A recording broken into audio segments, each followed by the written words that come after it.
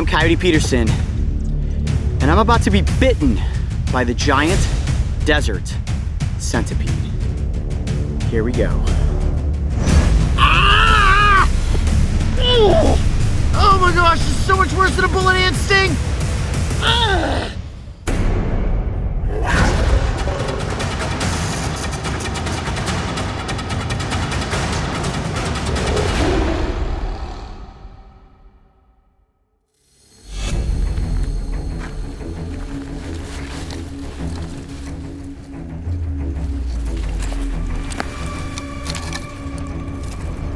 It's a fair statement to say that I am no stranger to pain, as over the past 2 years, I have arguably taken more intentional bites, chomps, pinches, and stings than any other human being. Some people say that I am absolutely crazy, while others have labeled me as being admirably fearless. However, I describe myself as a passionate educator who has endured these wild experiments so that we can all learn about animals and ultimately take away from my discomfort a newfound respect for these oftentimes misunderstood creatures. So while I might be a little crazy, I certainly am not completely fearless and have made it very clear that there are only 2 creatures on this planet that make my skin crawl. The first is infamously known as the toe biter. Scientifically, this alien-looking creature is addressed as the giant water bug, and its bite, which is inflicted with a needle-like rostrum, is unbelievably painful. Since we first featured one of these insects several years ago, the Coyote Pack has been requesting both a bite and aftermath episode. So I faced my fears, safely caught one of these giants, and then in poetic fashion, let it latch on and bite my toe. It was a pain that I will never forget, but a fear that I proudly conquered in the name of science and education. My second fear needs no elaborate introduction. You already know what it is. And yes, I will be bitten by the giant desert centipede.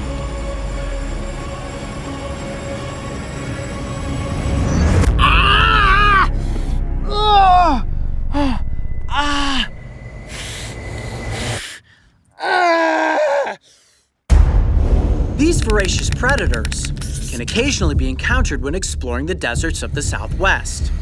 And whether you stumble upon one under the light of day as it disappears into a burrow, or you happen to bear witness to one as it hunts under the darkness of night, the reaction by most is usually the same. Screaming, running in the opposite direction, and then mentally navigating a thick cloud of disbelief for what your eyes had just seen. A giant, leg-covered, venomous fang-wielding terror that could only have materialized within one's most horrifying nightmare.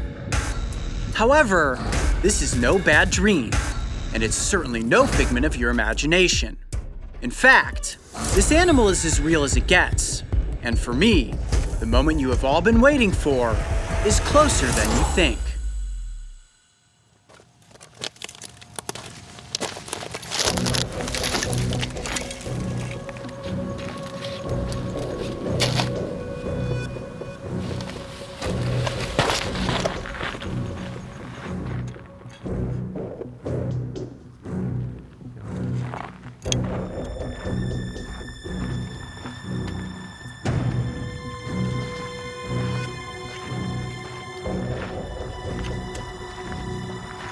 Centipede! Oh, look at this! Where? Giant desert centipede right here, right on the other side of this bush. Where? Wow, look at that! Hold on a second, let me try to bring it out here for you guys. Pick it up with this. Here. Oh, no, it's moving. Here, give me that Tupperware container. Mario, get that container out of your bag. Here, use your hat, Oh, it's not working. Get him? No, it's so fast. I can't grab onto it. Hurry. I got it pinned. Oh, there he goes. Oh, got out. Nice. Got it? Woo! That is a big centipede. That will get your heart racing. The bite from this creature is one of the most painful here in the Southwest, and if there's one creature that gets my heart racing, it is the giant desert centipede. Wow, that is a big one too. You see that through the container there? That might be the biggest one I've seen. It very well may be. Wow, you're looking at a living nightmare right there. Look at that thing. That is creepy, man. Oh my gosh. I can't tell you how many people have requested me to get bitten by this creature. It's a lot. It's a lot of people have been wanting to know how bad the bite is from this thing. I can see as your gears grinding, it's got me a little nervous. Well, I'm definitely not gonna do it under the darkness of night. What I might be willing to do is sleep on it, and maybe tomorrow under daylight, we consider it. But in the moment right now, I'm thinking no, absolutely not. But I gotta admit, part of me is curious, but part of me is just incredibly fearful. You're shaking your head no. Yeah, I don't know if I'm comfortable with that, man. This is Not a bite too far? Maybe a bite too far. Well, let's do this. We can certainly hold on to it overnight. Worst case scenario, we do another episode with it tomorrow, just kind of look at it, its anatomy under the light of day, and we cross that bridge when we get to it. How about that? Okay, I can agree to that. Okay, well, let's hold on to it and see what else we can find tonight. Woo-hoo-hoo! Man. That's gonna top off the night right there. Great spot, dude. Man, that's crazy.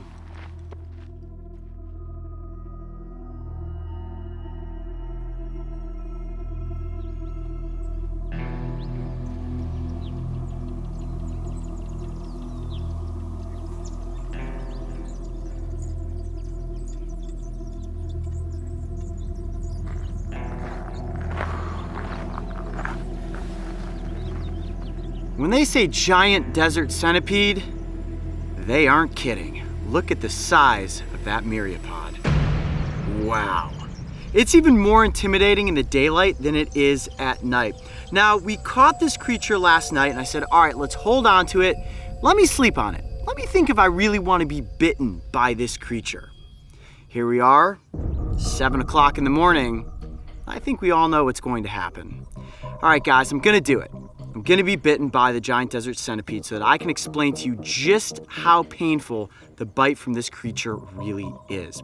Now, before we get into the bite, let's take a look at the anatomy of this creature because it's like the perfect design for everything that is creepy. Now, it is an arthropod, like all insects and arachnids, but technically it's a myriapod, also related to millipedes. And when it comes to centipedes, the giant desert is the largest in the United States. And this is a creature that you don't often come across because they're strictly nocturnal. Now, it is so hard to sit behind this container and look at this creature. I mean, you can hear its little legs scratching on the inside of this capsule.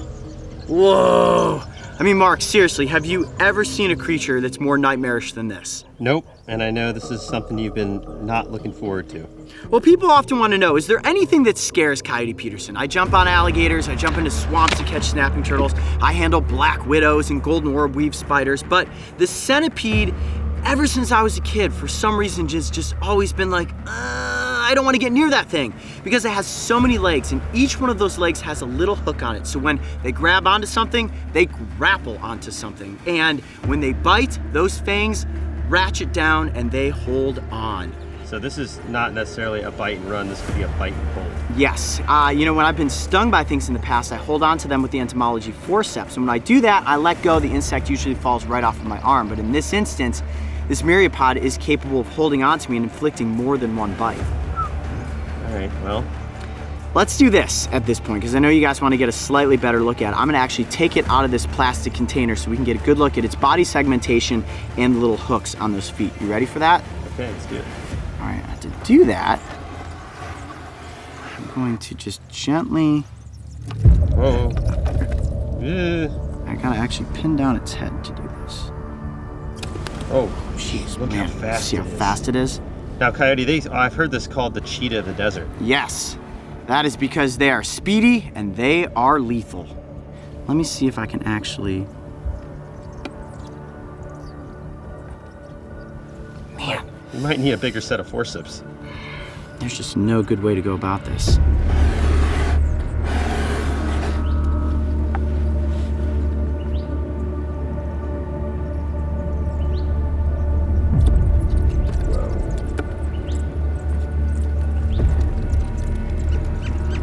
That was a committed grab if I've ever seen one. Ouch, ouch, ouch, ouch.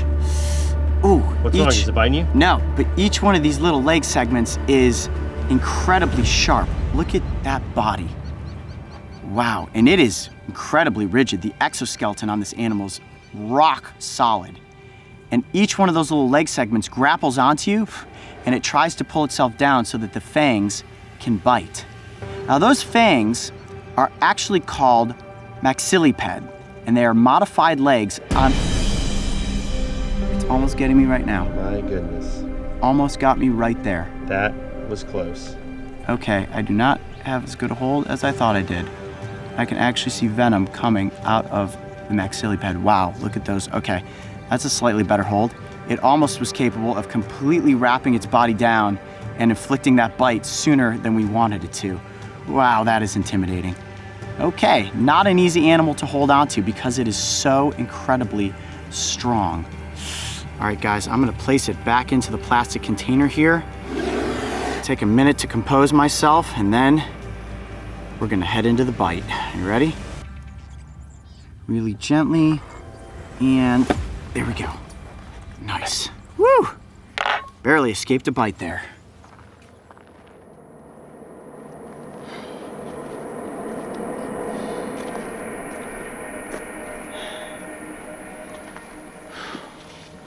All right, guys, let me give you a little testimonial here. So as we know, I have taken many bites. Some of them non-venomous, some of them venomous, lots of stings, and the giant desert centipede is the one animal that I always thought to myself, you know what? I never want to be bitten by that creature. But I have the opportunity to do this, and I guess part of me is doing it for curiosity, part of me is doing it for science, and part of me is doing it to find out just how painful this bite really is. Now, I've heard from several different sources that it can be more painful than a rattlesnake bite, not as painful as a Gila monster, which I've been bitten by, and some people say it's no more painful than a honeybee sting. So it's all about how my body reacts to the venom. Now, it is going to attack my red blood cells, and I don't know what that will do. It could potentially rot a hole in my arm. It may just cause some localized swelling and pain, and I may be just fine. But I've kind of climbed the insect sting pain index, and I feel when it comes to bites, this has got to be the last one.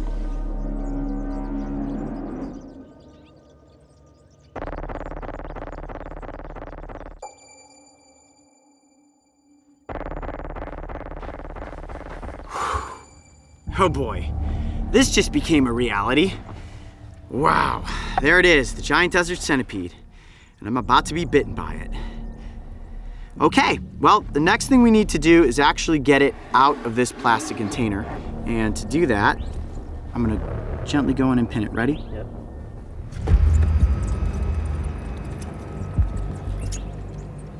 It's creepy. There's the commitment. Okay, got a hold on it. Oh man, those little legs are digging into me. Woo! Look at those fangs. My goodness. Okay. Now, I do, as always, have an epinephrine pen. Just stating that for the record.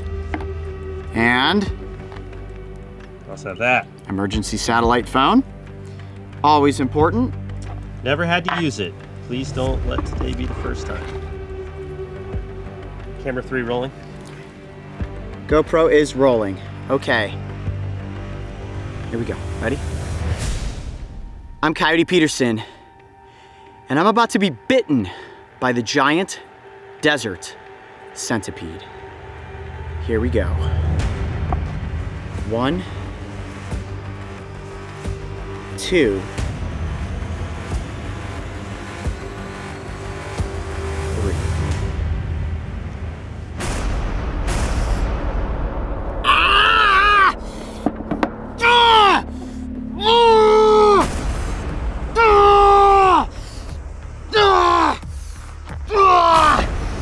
Oh my gosh!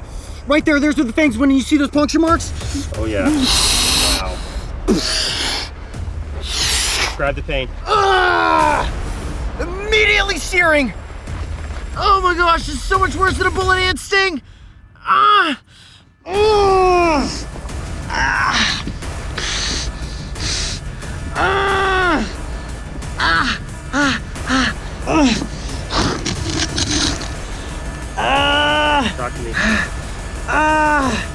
this is searing my skin. Oh my gosh, this is the worst pain I have felt since the GILA monster. This absolutely just completely eclipses all the insect stings I've taken. How sharp are the fangs? Hold on a second. Oh my gosh.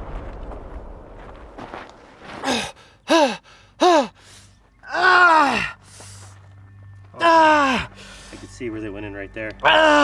Double chomp. Could you even see that? It bit and like curled the skin up and then let go and bit a second time. Yeah. Oh, wow. Let's see if blood come to the surface. Talk to me, talk to me, talk to me. Okay. I gotta know you're not like in serious trouble. You gotta keep talking to me. It's a different pain than any sting I've taken. It's searing. It is absolutely searing.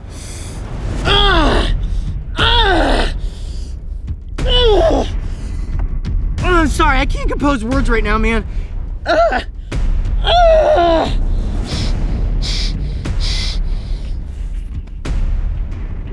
You let me know if you feel like you're in trouble.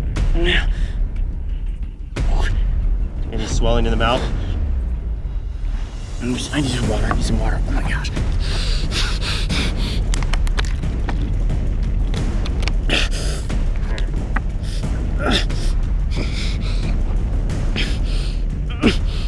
Describe to me where you feel the pain. Is it just localized to the bite? It's going up my arm.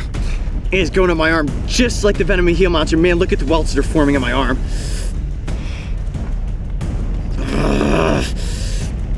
Dude, we might need to use that venom extractor. This is...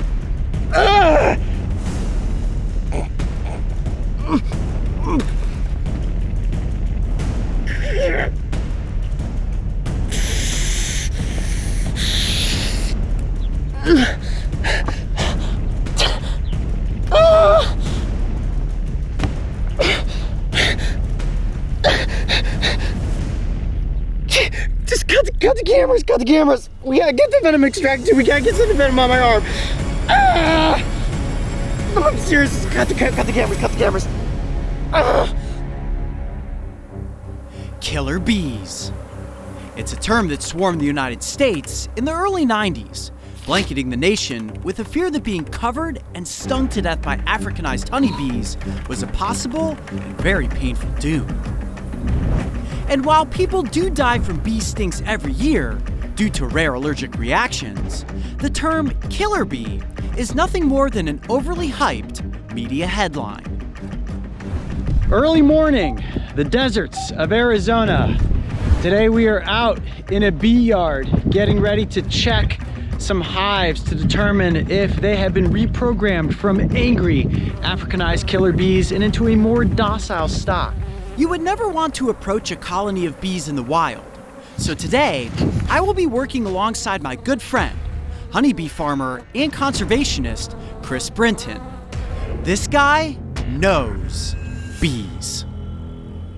Chris has dedicated his life to honeybee conservation by safely capturing aggressive Africanized colonies and genetically reprogramming them into calm European colonies. The easiest way to explain it is that he removes the angry Africanized queen from the hive and replaces her with a friendly European queen. Eventually, the friendly queen's genetics are passed on. The colony becomes docile and ultimately safer for a honey farmer to work with. This process takes time, but it's incredibly effective. Today, Chris has tasked me with analyzing the aggression level of an Africanized bee colony that was recently discovered in a residential neighborhood. Instead of exterminating the colony, Chris moved it to one of his controlled bee yards and swapped the queens so the genetic reprogramming process could begin. Has the genetic reprogramming process worked? We're about to find out. Now this bee box here is unique. This was an Africanized colony that's been brought into the bee yard, and what Chris has done is replace the queen. Remember, at one point, this was considered Africanized killer bees, which are incredibly aggressive if provoked. All right, here we go. So the first thing is to gently pry open the lid. And that is to crack the seal between the wax and the frames. Whoa. That's a lot of bees right there. So far, so good. They seem to be pretty calm. I want to create myself a little bit of space by separating out this first frame from the others. Then, as Chris had instructed me, I want to get down to about the 6th frame. That's right in the center of the colony. All right, coming straight up. There we go. Wow, look at that. That is a very heavy frame of comb and bees. And as you can see, we're starting to get pretty swarmy here. I'm gonna set this frame off to the side. Before we get any further, it's important that we understand what a killer bee is.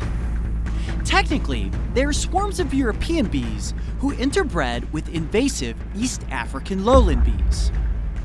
This breeding created aggressive swarms of what are now known as Africanized bees.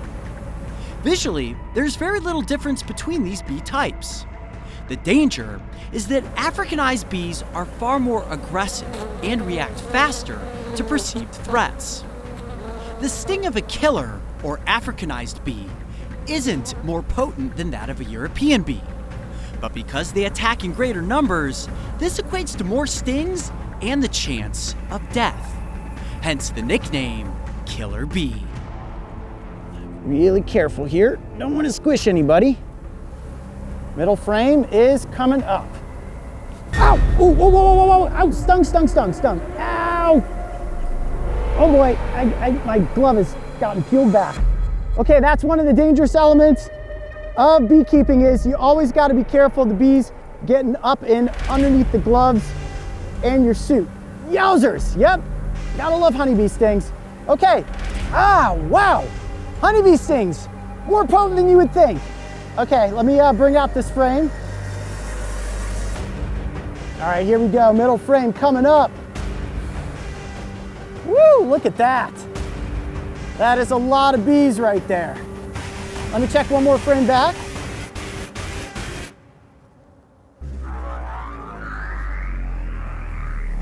All right, next frame coming up.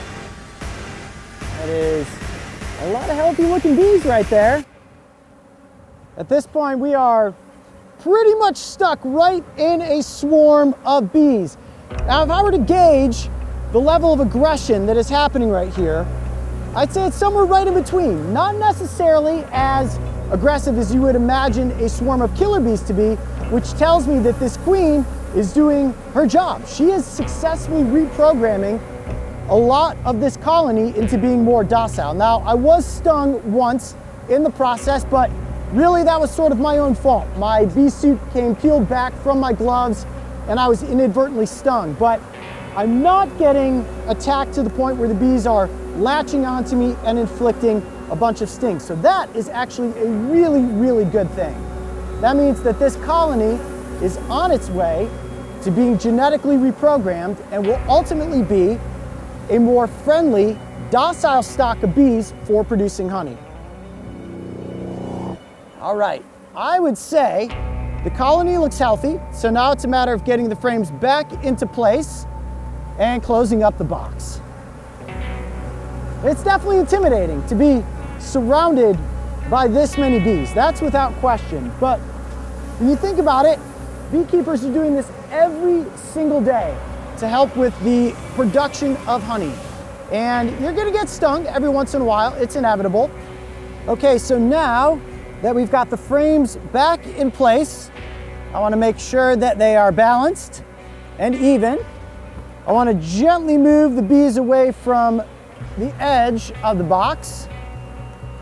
Make sure they're all kind of tucked back down in there. Don't want anybody to get squished. And last but not least, we put the lid back on. And you want to do it at a little bit of an angle so that you can kind of push any last bees out of the way really gently, and voila, there we go. It's important to remember that all bees are going to defend their colony. out in the wild, if there were to be a bear that comes into the environment and tries to break into a hive to get honey, the bees sting as a natural defense to ward off anything that's either after their queen or after their production of honey. So it's not abnormal for the bees to be swarming around me. The good sign is that the bees are not aggressively attacking. And that's a day in the life of a beekeeper. Now, it's time to treat that sting. During the summer months, stings most commonly occur when humans accidentally step on a honeybee that is pollinating a flowering plant. Now, before we get to treating the sting, here are a few things you should know. First is that only female bees can sting. Now, it's obvious the stinger is very sharp, but did you know that unlike wasps and hornets, honeybee stingers are barbed, and as a result, they become lodged in their victim's skin, which can allow for a larger dose of venom. The venom itself is made up of mostly water and the following proteins. Simply put, it's a chemical cocktail that causes pain, swelling, itching, and an extreme level of discomfort that can be thought of as nature's way to teach you a lesson that you will never forget. So now it's time to show you how to properly treat a bee sting. The first thing you want to do is be brave and stay calm. Pay attention to how your body is reacting. If you notice that the swelling is getting really extreme really quickly, or you start having trouble breathing, it feels like your throat is swelling up, that means you're having an allergic reaction. So you want to seek medical attention as quickly as possible. In most instances, it's just going to be a little localized pain and swelling, exactly like what I'm going through right now. Now, in my arm, we still have a stinger lodged into the skin. And the best way to remove a bee stinger is to simply slide it out with the edge of your fingernail. Wow, that was really in there. And there you have it, right on the tip of my finger there. I don't know if you can see that. That is a pretty long, sharp, needle-like stinger. Now, if you are at home and you have access to soap and water, it's always best to wash off the sting site thoroughly before you go forward with any further medical treatment. Now, one thing that I always have in my first aid kit is Sting Kill, one of my absolute favorite products. And Sting Kill comes in a number of different forms, including Sting Kill wipes. These are fantastic. And then, of course, the neon green Sting Kill vials. These are my favorites. Now, what I'm gonna use first is one of the wipes.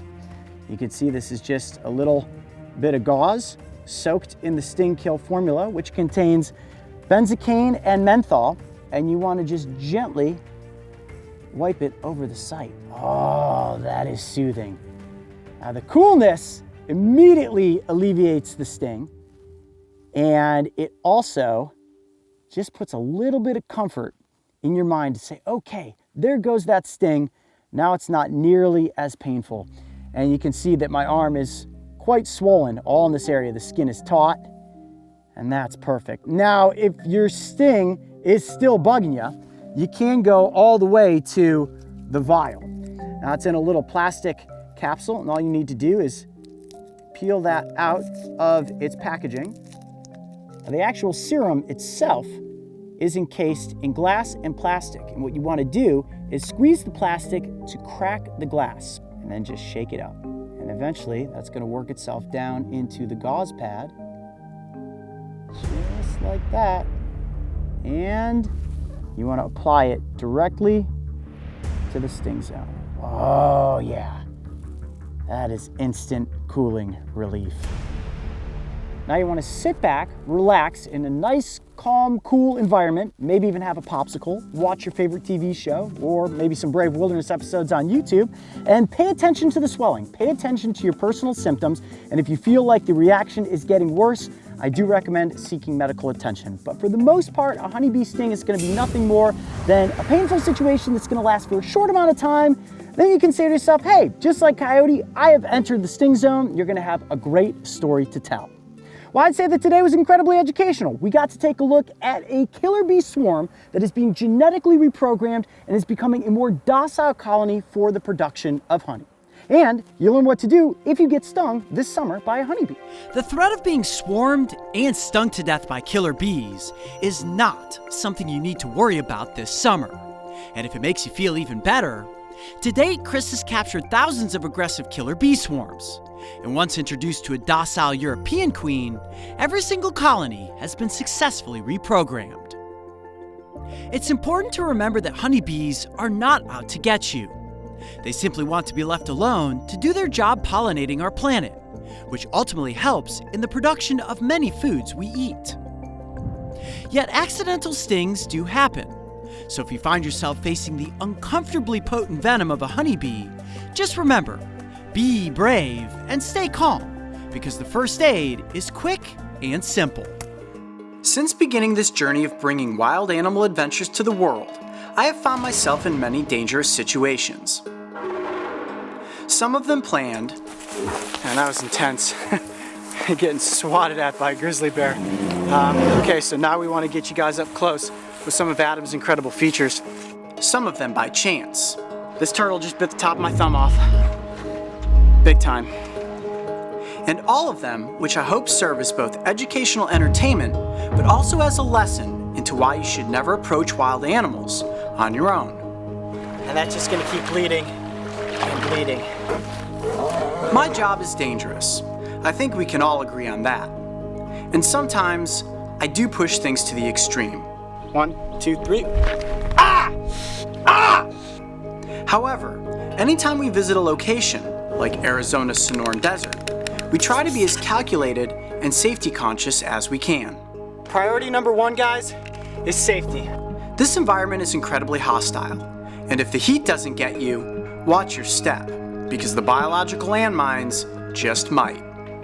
That is so cool. This is the second Gila monster that we've encountered in the Sonoran Desert, and it's a big one. He doesn't want anything to do with us right now. He's just laying low to the sand saying, okay, don't get any closer. And while I have encountered, handled, filmed, and released many dangerous creatures, even I make mistakes.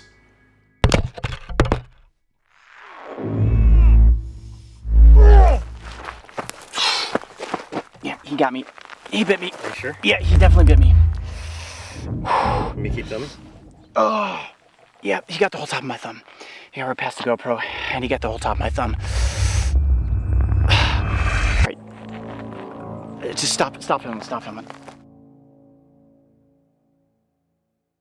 Well, yesterday I took the worst animal bite I've ever received. It happened right here, and I was bitten by the only venomous lizard in the United States, the Gila monster. And it was bad. Here's what happened. We were out here filming B-roll, walking up this wash that's on the back side here, and I spotted a Gila monster, and he was just laying right here along this log. And I said, well, we don't need an episode with the Gila monster, we've already done that, but we wanted to get close and at least get some B-roll shots. Didn't need to catch the lizard, didn't need to handle it. We got some great shots with the C100 camera, and I said, you know what, let me get a couple shots with the GoPro. He's super calm, he's just chilling out. Got close, started doing some sweeping shots over him. I think he felt cornered, I got a little too close, and literally, in a flash, he jerked his body and latched onto my thumb. Immediately, my natural reaction was to pull my thumb back extremely quickly, which I did, and that's why I have all these razor blade looking slices on my thumb. I literally yanked my finger out of his mouth. I grabbed onto my finger the moment that I was bitten, and almost immediately, the pain from the venom started surging through my hand. Oh my God, it burns already. It's burning really bad already. Oh God. He turned and just spun, and I got right past the GoPro and bit my thumb.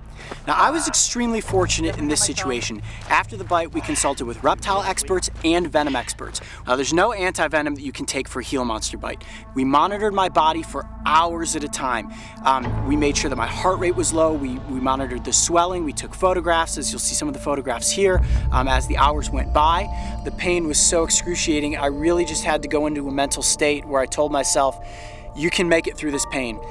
It was the worst pain I had ever experienced, the throbbing, the squirming of my body, and of course the constant fear that is this only going to get worse, because as the venom started traveling up my arm into my shoulder, I didn't know at what point it was going to stop, and that's when I really started to get nervous.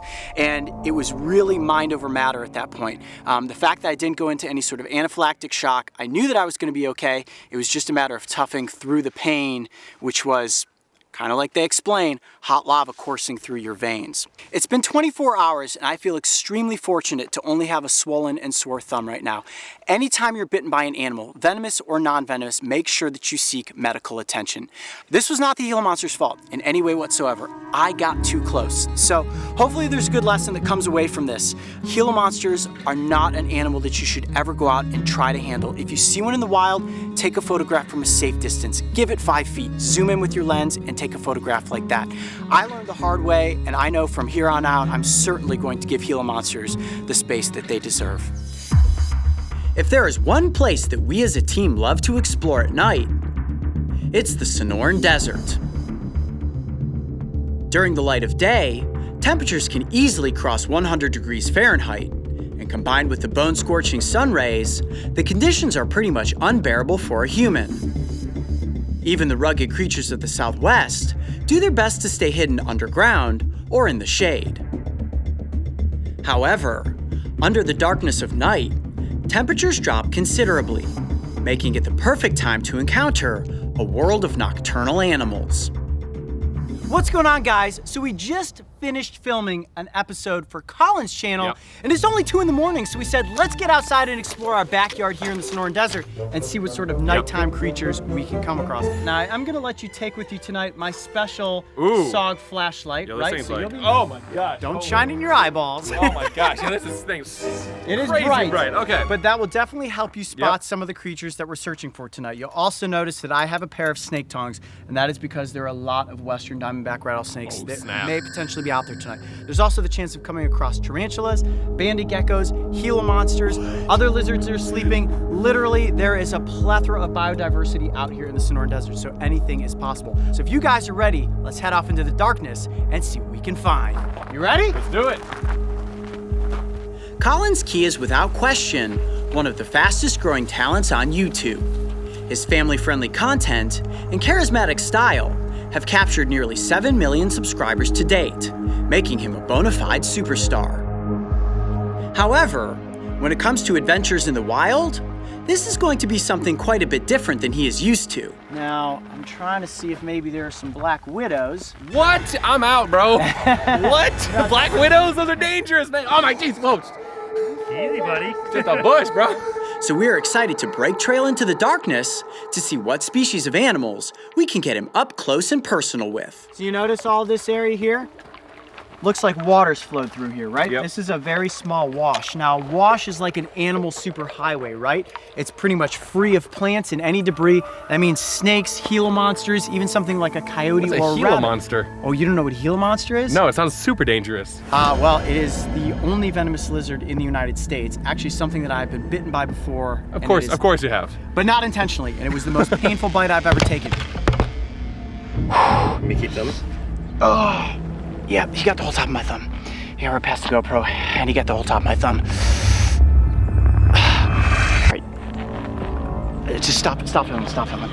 Our odds of seeing a Gila monster are like 1 in a million. It is like the holy grail of the desert. Not likely we'll see one tonight, but yes, Gila monsters would use a wash to move about at night as they're searching for prey. So what we oftentimes try to do is shine our light down the wash, just from a distance, see if we see any animals moving. I don't see anything here, but as you can see, this is an open pathway also for us. That means if we walk down it, we stand less chance of accidentally running into something like a rattlesnake. So let's head this direction, and maybe we'll find a lizard.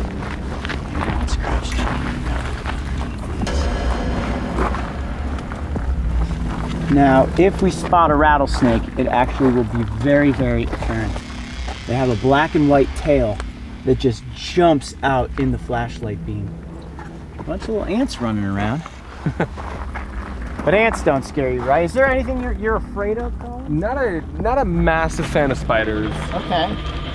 We actually had a pet snake for a long time, so I think like snakes are actually pretty cool. Oh geez, sorry, it was you.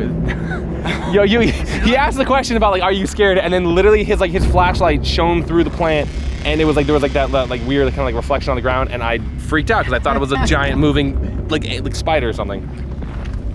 I'm really good at this, as you guys. We'll probably see some of this. Yeah, right. Collins. What? Look right through there. You see that? Look up on that limb. That is a huge desert spiny lizard, and it's sleeping. I might be able to catch it. I'm gonna have to go around from this side though. You stay right there and watch. Keep the cameras.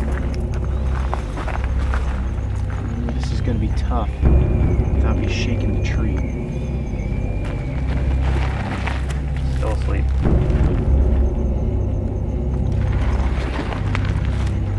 He's on to you. Quick. Nice grab. Nice. That is a nice one. That is a big desert spiny lizard right Nice. there. Woo! Man, Let's see that, that thing. is a good looking lizard. That thing is huge. Oh my gosh.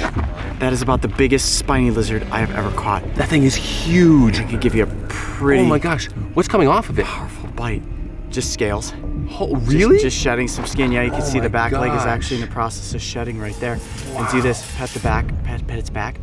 See how spiky that Oh is? my god. I've never seen a lizard this big before. And you can tell it's a male. You see that blue chin? And on the underside, Whoa. This thing is huge. pretty gorgeous, huh? That's awesome. Now this is one of the fastest and toughest lizard species out here. Oh, it's so spiky. And usually the only way to catch one of these lizards is exactly with that tactic at night. Find them sleeping in the trees. Absolute beast. You wanna hold it?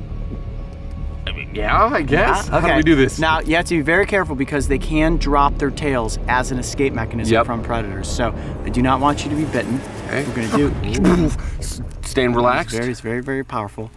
Ooh, he's very spiky too. Ow, ow, ow, ow, ow. I'm actually getting spiked really bad there. You're looking to bite me, man. Is kind of hold him in the middle of his body. There you go. And if you let him go, if anything happens, you just let go and he'll jump to the ground. There you go. That's you holding one good size. Oh my spiny gosh. lizard. Pretty spiky, huh? Yeah.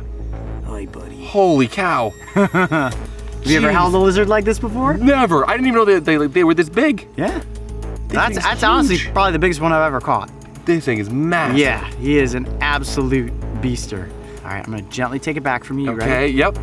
Oh my gosh. Okay, control it. Okay, you can let go. Okay. There we go. All right, buddy. Okay. Whoa. It's hard to hold on to him because of all the spikes. Jeez. There we go.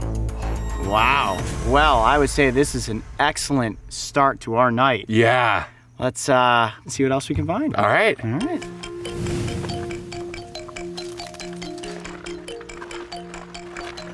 Coyote, why are we at this wall? The wall is actually a great place to look for not only scorpions, but... What's that? All right, Mario has called out that he's found a banded gecko. Let's see where this is. Okay, this looks pretty safe. Where is he? Oh, yep. Okay, I'm gonna go ahead and catch it. Go real slow here. All right. Whoa, On to you now. whoa. Cool. Nice. All right, fire Real both gentle lights. with these. Okay. Right down here by the pool pump.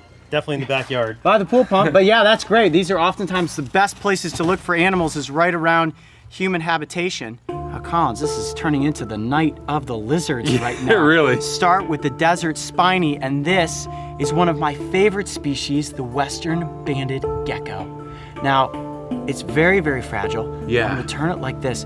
Go ahead and just pet its back.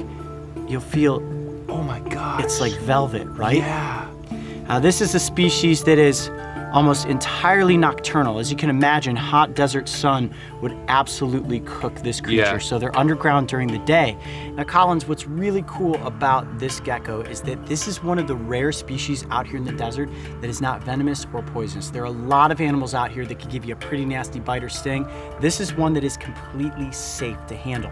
Now, like I said, they are extremely fragile. So if anybody out there watching is out in the desert tonight and sees one of these lizards, it's probably best to just admire it from a respectful distance. But how cute is that little lizard, right? It's adorable.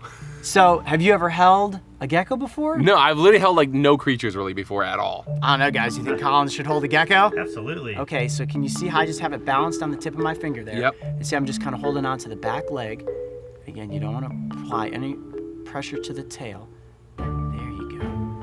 Kind of let it rest up on your finger like that. There you go. Just real gentle. Nice. The craziest is just like a little heartbeat going like Oh my gosh. And you feel how soft and velvety that skin Yeah. is. And you notice the camouflage pattern on this lizard. All of that banding, that's where they get the name banded gecko. But that helps them blend in perfectly to this environment. So what I'll do is I'll hold up just a handful of rocks and dry grass, and you can see how easy it is for this creature to just blend right into its environment. Yep. It's just so soft, it's crazy. You think Colin should let it go? Oh yeah, you wanna do the honors? Sure, just put it down and let it go. Yeah, let's make sure Mario's got a decent shot here and just kind of lean Right your here? hand down, let go of your hold. There you go. It's kind of like, whoa, I'm back off into the desert. Exactly. Okay, well, so far we've come across two very safe lizards. I think we need to up the stakes a little bit and find something either a little more dangerous or a little more creepy. Are you up for that? I'm up for it. All right, there's your flashlight. Thank you. Let's head this way. Let's do it.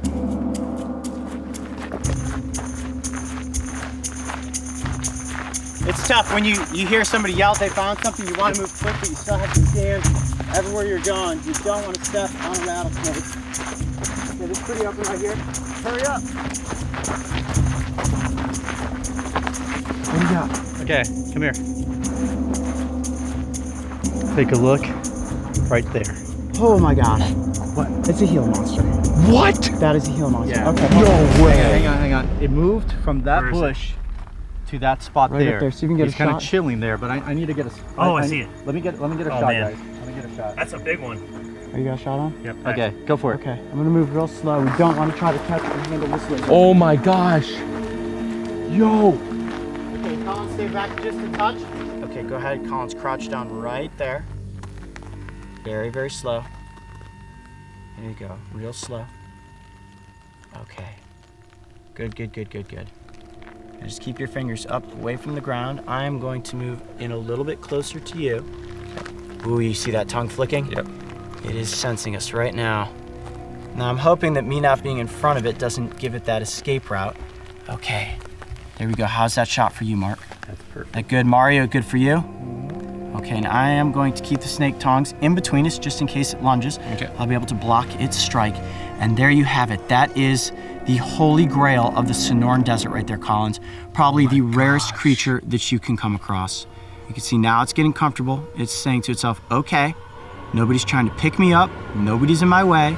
This lizard's going to move on when it feels it's time to move on, and that's going to be the moment that we get to spend with it. But look at that amazing patterning. That is a very healthy Gila monster. You've never seen one of these before, have you? No, this is so cool. You should seriously get out your phone and take a picture. Do you have your Quick. phone on you? Yeah. Move very slowly, very slowly. Yeah, there you go. Get your phone out. Take a picture. This is going to be one of those moments to remember, my friend. Now, my excitement could be a lot louder than it is right now, but we want this reptile to stay calm. The longer it stays here in front of us, the better it is for our scene, because if it decides to book, we're gonna literally have to let it go on its way. Now, they will stay underground the majority of the day, right? Again, trying to escape the heat. They come out to hunt at night. Ooh, stay right there, stay right there. And you'll notice the skin looks very beaded, right? Yep. Every one of those little bumps is an osteoderm, which is a little chip of bone underneath the skin, and then there's a scale up over the top of it. Wow. Yeah. Oh my gosh, this is like a perfect specimen. Oh my gosh. This is Look how good it's being. It's just sitting right this there. is the second largest Gila monster I've ever seen. Really? Yeah, that is a big lizard right there. Wow. And this is the only venomous lizard species here in the United States. However, down in Mexico, there's another venomous lizard called the beaded lizard, right? So there are only 2 venomous lizards in North America. But when it comes to the Southwest, this lizard is king.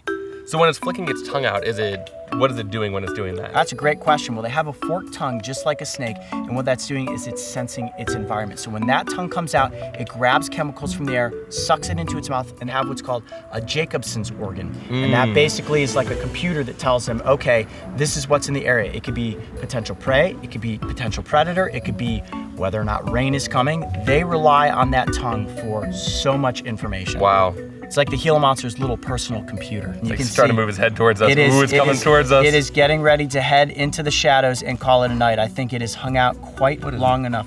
That's a little beetle that just flew into the scene. Okay, Collins, okay, why don't you gently stand up and just kind of take a very slow step off to the edge there.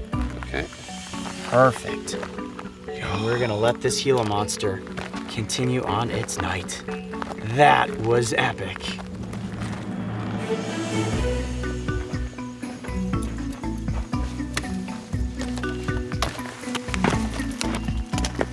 It has certainly been the night of the lizards at this point, but I have now found a pretty good sized tarantula. Can you see it right up on the edge of the grasses there? I cannot tell if it is away from the burrow. And if it's next to burrow, I want to see if I can get it away from it so we can actually get up close for the cameras. Do you want me to be close to this part, or how do you want me to be in this? Let's bring it out away from the grass. That's going to be the key, because you can't really see it. You right? Yeah. Oh, here we go. This is perfect.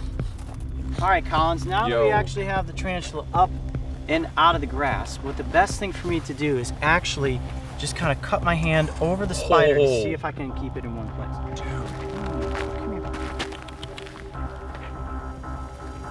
I'm gonna try to do this without taking a bite. Yeah.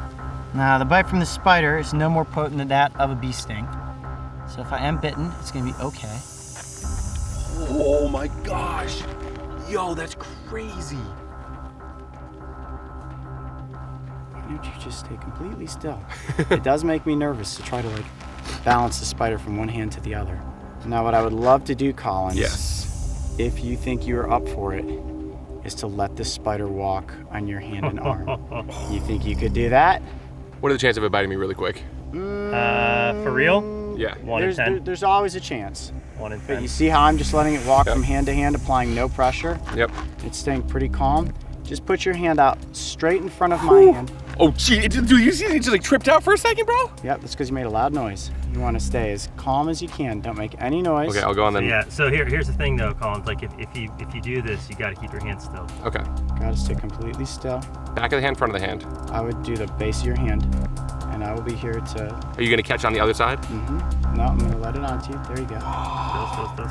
Stay still. Stay still. There you go. Very good. Very good. Oh that was pretty good. There. That was great. There you go. Very still. We're just gonna continue to give it a runway. Just like that. This feels crazy. Perfect. Oh my gosh. You're doing awesome. Did you ever think that you would be out here in the Sonoran Desert handling a tarantula? No way. This is so cool. Oh my gosh. Go ahead, put your hand there. There you go. Wow, go ahead, try to get your other hand in front. There you go, perfect. Whatever you do, don't apply any pressure to the spider. It's going on my arm. There we go. I got it. I forgot about the loud rule, my bad. It's okay, it's okay. The quieter you stay, the more calm the spider will stay. It's starting to get habituated, you guys. Yep. That's Well, it's good. figured out at this point that we are not predators. We are not trying to eat the spider. So cool. Its interest is just in getting to the next spot it can walk. There you go. Now my hands aren't even involved. I would go for it. Yeah, it's going for it. Okay. Excellent work. So cool. You are a brave man, my friend. It takes a lot to be afraid of spiders and actually hold onto one of these arachnids. But like I said, this is not something that you need to be afraid of. Despite the fact that they are venomous, the bite is very mild. And after I handled the spider for a few minutes, I could kind of determine that it is going to stay calm. Otherwise, I would... that just blew my mind. I never thought I would ever hold a tarantula, let alone like a wild tarantula that we just caught. Yeah, and tell everybody watching, this is a tarantula. We literally just found this in a bushel of grass, fam. In a bushel of grass. I've handled many tarantulas, but you have to base handling an arachnid like this on its demeanor. Yeah. Now, for anybody out there watching, I would never recommend that you go out and try to pick up a tarantula. Keep in mind, I've been doing this for a very long time, and the only reason that I push you into this position is because I feel comfortable with this spider. I let it get adapted to me, and then I let it walk on you. I would never put you in a situation that I didn't think was safe, but there you go. You have faced so cool. your fear of spiders, and you have handled a wild tarantula. How cool is that? Literally never thought I would do that. Well, guys, I would definitely say that this was one incredibly epic expedition. We came across multiple lizard species, including the holy grail of the Sonoran Desert, the GILA monster. And then Collins Key, my main man, faced his arachnophobia by handling a wild desert blonde tarantula. Look at that. See, he likes me. He's going back on my hand. You got a new buddy. Exactly. All right, you want to do the honors of letting it back off into the desert? Yep. All right, just Here we go. put your hands on the sand and off it will go. Bye, buddy. Bye. Have a safe journey. Dude, that was awesome. So far over the course of my time creating content for YouTube, I've had the chance to meet or work with many of the platform's finest talents. And working alongside Collins was an absolute blast. Not only is he one of the most genuine and positively happy humans I have ever met, but for someone who has never embarked upon an adventure into the eerie darkness of the nighttime desert, he has within him a bravery that is absolutely unmatched. I wonder if you can do math while handling a spider. What's 8 times 8? Yeah, I'm not. A lot of legs on a spider. A spider has 8 legs. That's what we're going for, right? That's good, that's good. A light breeze drifts across the desert sand as morning sun crests above the mountains.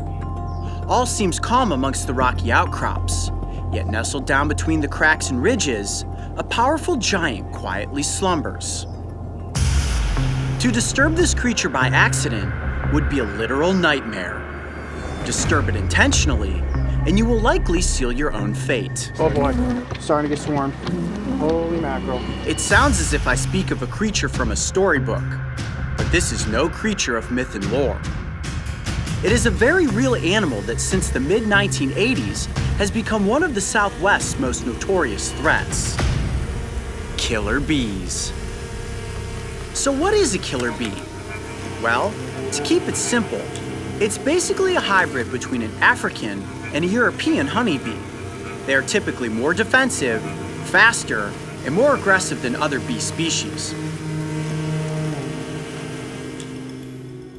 Tucson, Arizona is just one of the places that has recently fallen under the cloud of killer bees. And today we will be working alongside bee specialist Chris Britton. Chris monitors several killer beehives that exist naturally in the mountainsides, and our goal is to extract aged honey from a wild hive so we can compare it to his locally farmed honey and determine which one is more delicious. Using a drone will help us locate the hive and determine exactly how we should approach it. This is an incredibly dangerous mission. So to protect ourselves from the thousands of bees that will be swarming and trying to sting us, we will be wearing bee suits. We are taking extra precautions by taping up the wrists and ankles to ensure the bees cannot work their way into the suits. Okay, so this is the moment of truth. We are completely suited up. This is probably going to be one of the craziest and most dangerous things we've ever done on an episode of Breaking Trail. The following scene was filmed under the supervision of bee specialists. Never approach a beehive in the wild. Okay, Chris, so this is kind of our last checkpoint, about as close as we feel comfortable getting without the bees actually swarming out. Now, I'm looking at the hive and I see there's lighter colored comb on top. In the middle, it's slightly golden, and then at the bottom, it almost looks like it's brown. What's the best area for me to extract comb and honey from? Well, we're gonna go right to the center of this hive. Okay. So not in the dark and not in the completely light. Okay. So that light stuff is not gonna have anything in it at this present point in time. The bees are working more into the layers of comb. Okay. So you're gonna go right to basically the middle where it's a little bit golden, but it starts to just turn just a little bit, and there's some capped honey right there. Okay. It may be last season's honey, but it's right there is where the bees are gonna be working, and we'll be able to just get in there and grab a bunch. Okay, cool. Well, I think at this point, let's get into the hive and get this honey. You guys all ready? Yeah. Let's do it.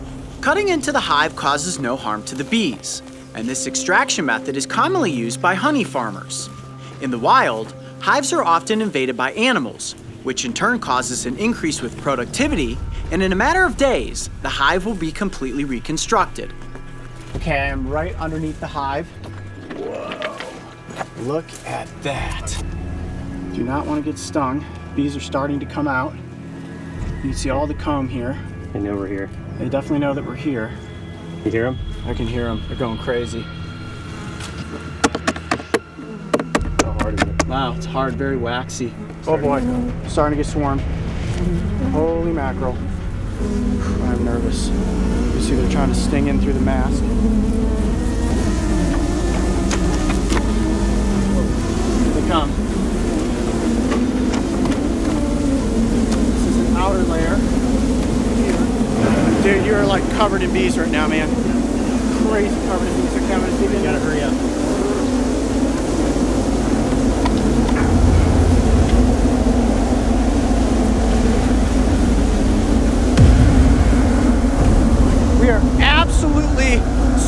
surrounded by killer bees right now.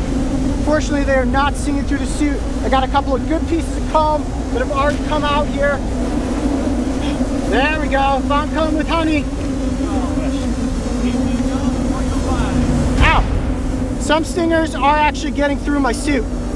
I am getting stung at this point. Ow! Jeez, okay.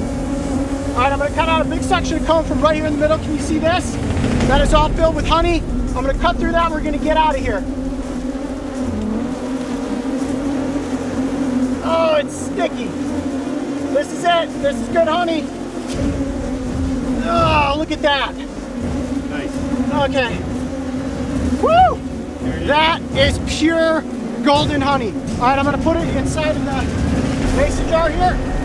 Ow. Okay. Yeah. Here, let's back up a little bit. Wow. I can't even imagine what it would be like to be out here and come across a swarm like this. This could definitely kill you. We are probably surrounded by 30,000 bees at this point. I mean, it's absolutely crazy. They're attacking the GoPro, they're attacking the cameras. Microphones, everything is getting bombarded by bees right now. It's hard to even touch the cameras because they're just covered in bees. Like you can't even hit the... It's crazy. Wow. All right, look at that. That's about what we want right there. Good honey? Woo! That is absolutely filled with honey. You guys show it off. So what are we doing here, Chris? Basically covering the air with smoke so that way we can actually get these bees to change their pheromones so you guys can walk away. Because they'll follow us to our car. Oh, yeah, they'll sting you all the way to your car. The Africanized honeybees know no limits. I can't even imagine what it would be like to be out here and come across a swarm like this. This could definitely kill you. Wow. Well, we escaped the swarm of killer bees. Now the next step is to compare the killer bee honey to the European bee honey and see which one tastes better.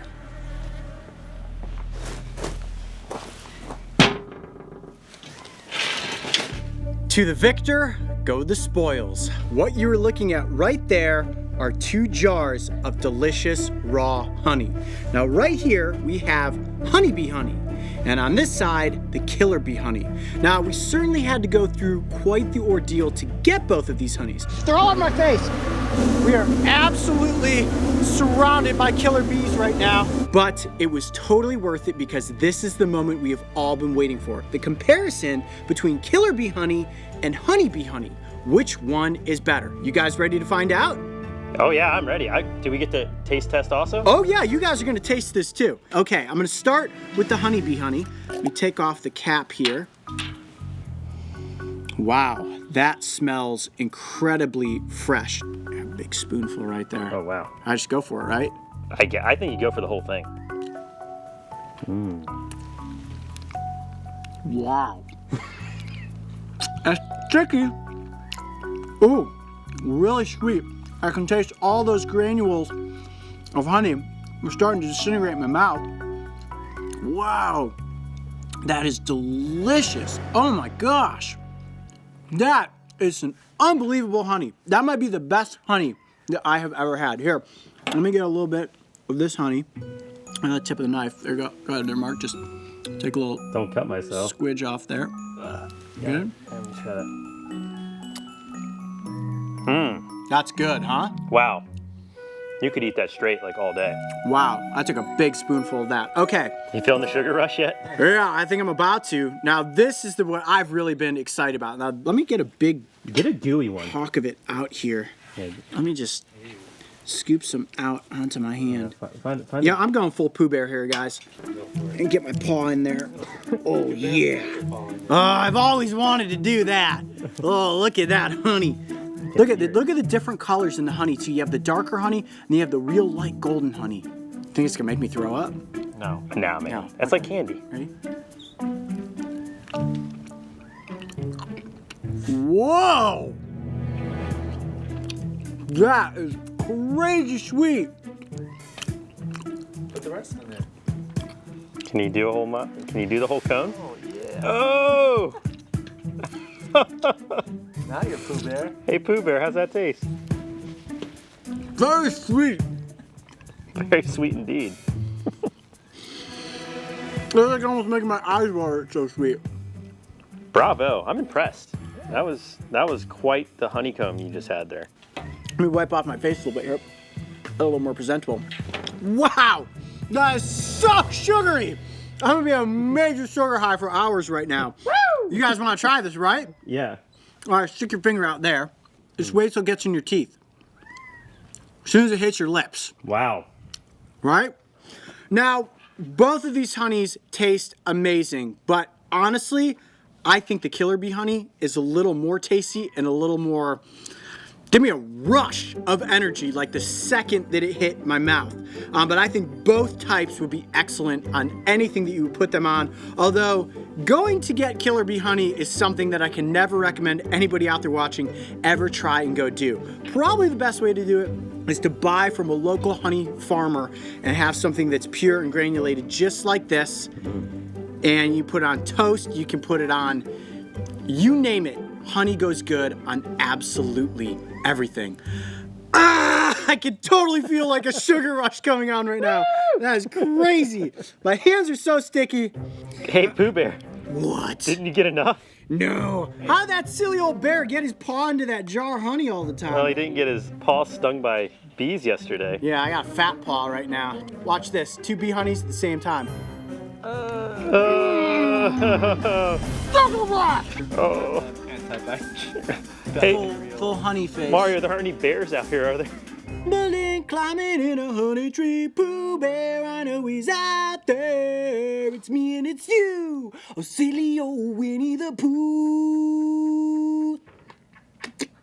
Well, I would say that we endured quite a bit to get both of these honeys up close for the cameras. Aside from wearing the bee beard, which resulted in me being stung 32 times, to then scaling the side of a cliff to extract comb and honey from a killer bee hive, we went through it all to do this taste test, and at the end of the day, I have to say that the killer bee honey is actually the most tasty.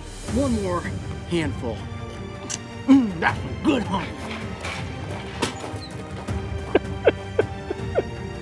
There are many misconceptions surrounding the Africanized honeybee, or as they have become famously vilified by so many, as killer bees. Nearly all attacks happen when a hive is accidentally disturbed, or a swarm is provoked by a non-professional who is attempting to exterminate it. And while many people are stung every year, very few deaths are actually reported. If you see a swarm or come across a hive in the wild, quickly and quietly move in the opposite direction. And if you are looking for some delicious honey, well, my advice is to support local and buy it from a honey farmer. From high in the sky, the Sonoran Desert looks like an endless expanse of rocky terrain that is speckled with cacti. And hidden amongst this unforgiving environment exists a world of animals, many of which can be difficult to spot.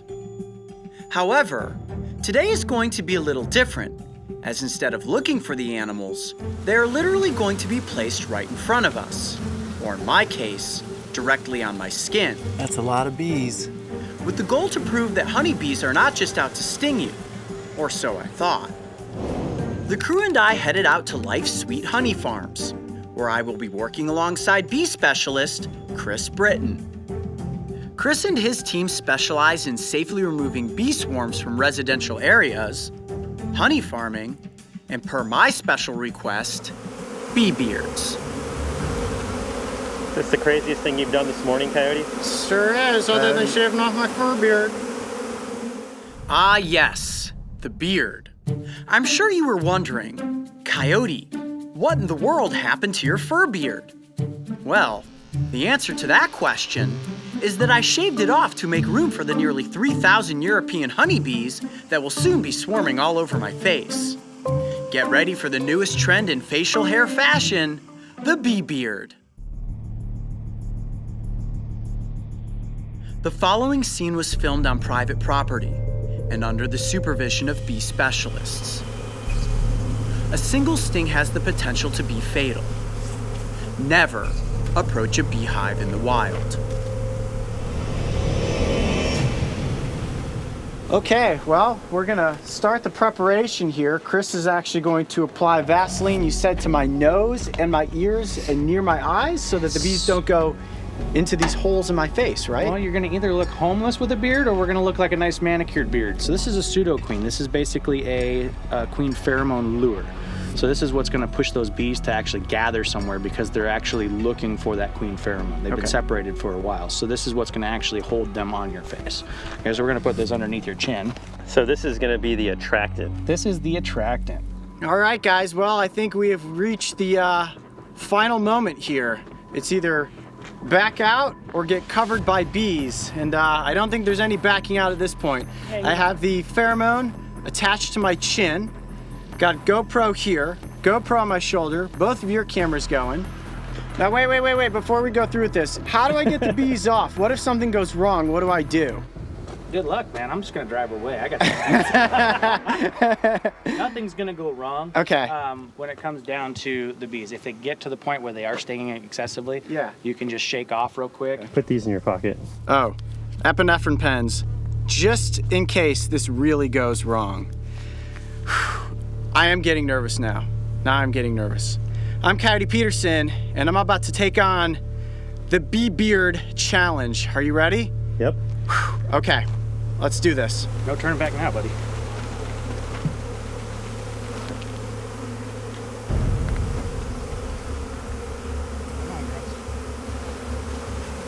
Come on, girls, up you go.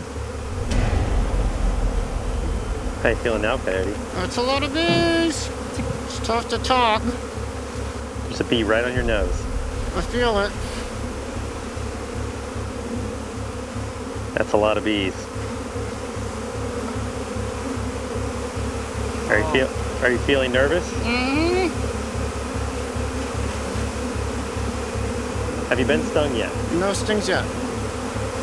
That's good. That means you're remaining calm. My leg is shaking. Ow! Stuck in the lip. Right in the lip. Mmm. It's stuck on you.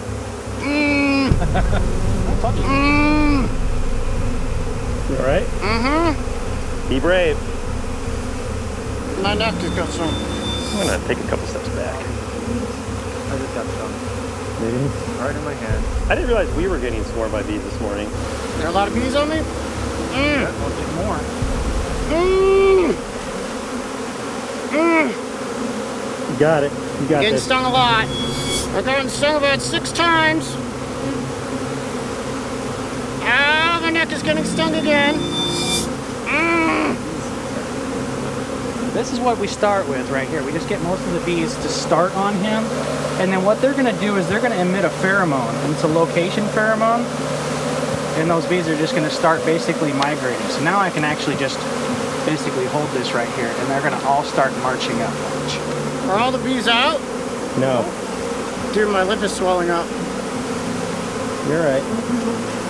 You definitely have a full neck of bees. I can feel them all. Are you still getting stung? No, not right now. So what is Coyote Peterson? Ah, it's starting to lip again! No!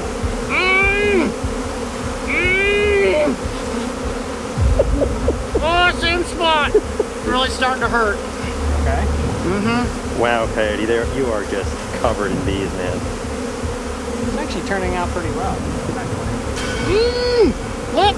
Every time you talk. All right, I think I need to get them off. Are you okay or you want them off? That's a lot of pain. Oh, but you've almost got it. You're so close. All right, go ahead. We're gonna do this. You got it. You got it. Power through. You've got this. You already got stung. You're good. Nice. Am I? Yep. I'm getting stung a lot. All right, Gotta get them off. go ahead and just jump real hard and just knock them off. Whoa! They're all on my face. My eyes. You alright? Smoke me, I'm getting so hot.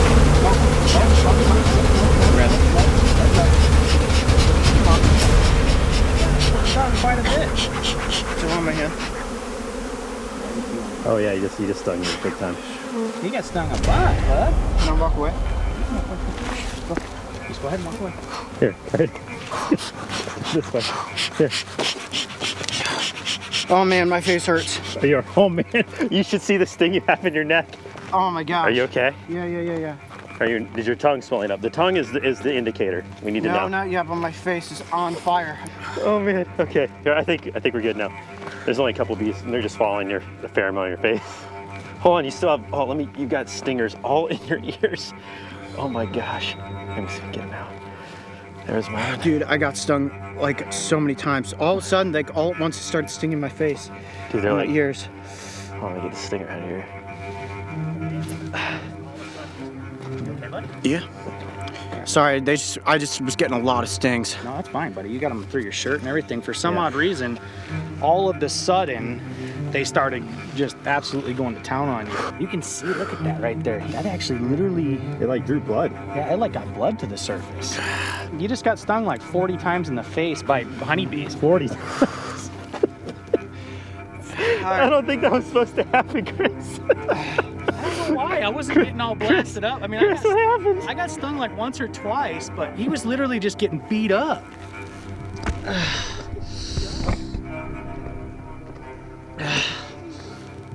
Oh my gosh, dude, my face is in so much pain right now. You're right. How's the tongue? Really, really painful. My tongue is not swollen, but my lips, I can't feel my lips. Ow! Where's Mario at? He's over there filming. Hey, tell him to come over here. Hey, Mario. Mario! It's probably covered up by bee sounds still. Come over here. Was it worth it? Oh man, I can see my lip in the lens. You don't want to look at yourself right now. You don't want to look in a mirror right now. Ugh. Well, I guess I better give you some sort of an outro before I can't talk, because I find that my lips are not working properly at the moment. All right, shh. All right, I'm gonna try to be calm. All right, I'm gonna be calm. I think, based on the look on my face, the bee beard is not the new fashion trend. I lasted for about a minute and a half with my face covered in around 3,000 bees. And once they started stinging my lips, it got really painful.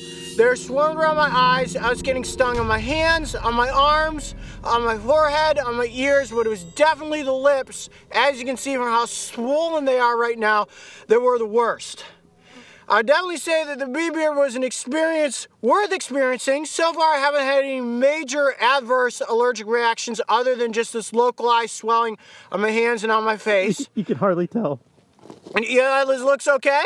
You can hardly tell. I can tell you guys are having a real hard time not laughing while we're trying to get this outro, but we counted around 24 stings on my body at this point. My lips are swelling up, my eyes swelling up. As you see, the drool's coming out of my mouth. When it was all said and done, we counted a total of 32 stings that spanned my face, lips, ears, neck, and arms. The neurotoxin of the European honeybee is very specialized and is notorious for causing extreme localized swelling. For me, this began immediately, and despite the disfigured, lumpy, baked potato look of my face, I actually handled the venom very positively, and within 48 hours, was completely back to normal. Now the guys have their bee suits on and they're gonna put the bees back into their hives.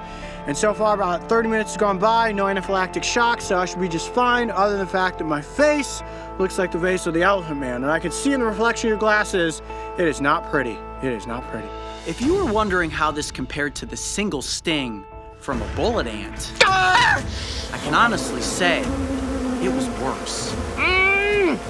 As compared to the warrior wasp, well, I guess we will just have to wait and see.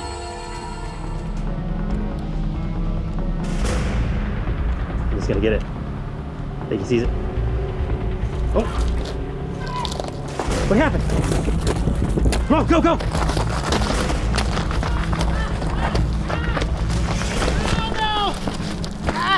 What's wrong? Did you catch it? Yeah, I caught it! But the bad news is, I caught something else too. Goodness. That is the worst choice spike I've ever seen. Hold on a second. Hold on. I don't want to get stung by the tarantula hawk. Oh, they're all over you, man. Hold on a second. Let me get this under control. Oh my gosh. How are you gonna get all those off? Hold on. Cup him under there. They're all over here. Oh boy, that was My God. that was not good. Oh, hold on, I'm like in them. I'm in them. Back up. Oh man, they're all. Oh my gosh, man, that They're was. over my legs. Oh my gosh, they're everywhere, dude. Okay. Did you get the tarantula hawk at least? I did. I caught the tarantula hawk, but They're all over me.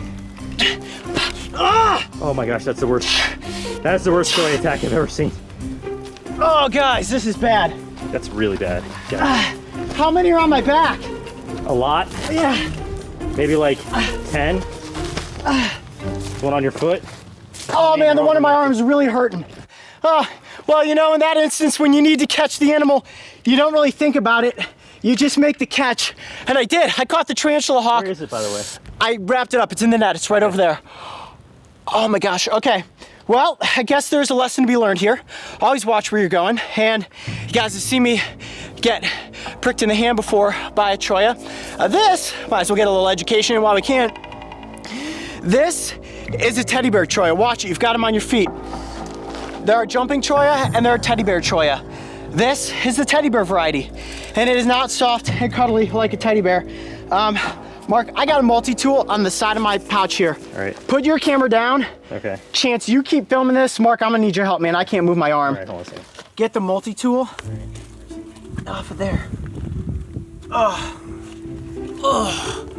I feel like a pincushion right now. If you're out here in the desert hiking and you wander into a cholla, they say you can use a hair comb to get cholla off of you, but as we know, I don't have any hair, so I don't usually carry a comb with me, but I do have a multi-tool. And yeah, there we go. I get these ones off my boots. Yeah, those ones, those don't hurt.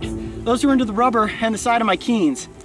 If you guys thought getting quilled by a porcupine was bad, this hurts so much worse. Let's get the leg. Oh, my leg. I'm gonna try to do 1, 2, 3. 1, 2, 3. Ah! Oh, that hurt. You right? Ah! That's one. Oh, man. Oh, this is like pulling off the worst Band-Aid ever. Here. Yeah. Oh, no! Now it's in your hand. Coyote, Yeah. why do you always get me in these situations? Sorry, man. Dang it. Yeah. Okay, hold on. Nope, don't shake them off. You don't shake them off. No, don't shake You it don't off. shake them off. Here, why don't you put the multi... Hold on. Can you get it off yourself? Yeah, hold on. Oh, guys, we are... It gets getting worse like its own weight. It's like going in there. Yeah, it's not fun, is it? All right, like a Band-Aid? You like a Band-Aid. Oh my gosh, that hurts. Can you imagine what I'm going through? Oh my now? gosh, I feel so much worse than you right Oh, now. first blood. Okay, I'm gonna be a lot more careful now. Okay. This is like, I'm nervous now. 1, 2, 3. Ah! Oh! Hold on. Let me explain to you guys why this hurts so much. This is not just like a needle or a pin going into your skin. The end of these spines, and the spines on the cholla are nothing more than modified leaves, but they have barbs, microscopic barbs on their ends. So every time we pull one off, it is yanking out chunks of skin and flesh. Wow, this one on my arm is going to hurt so bad. It is so deep in there, I almost can't squeeze my hand. All right, I think I gotta get this. I'm afraid you're gonna get like hit in the face, so I don't want that. They're so sharp. Ah! Did you get it? Did it come off? No? Oh my gosh. Ready? Yeah. Oh no, it just kind of fell down and stuck in again. Dude, I'm so sorry.